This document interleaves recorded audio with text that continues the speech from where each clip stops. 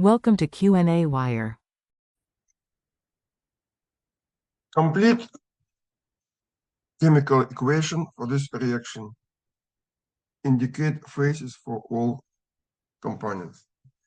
Oh, the phase depends on temperature, so I will give phases at the standard conditions. Okay, so that's a reduction with hydrogen.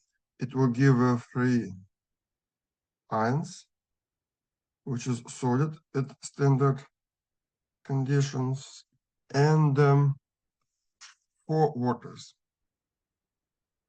which is liquid at standard conditions. So now we need to balance hydrogen, and we need 4 hydrogens.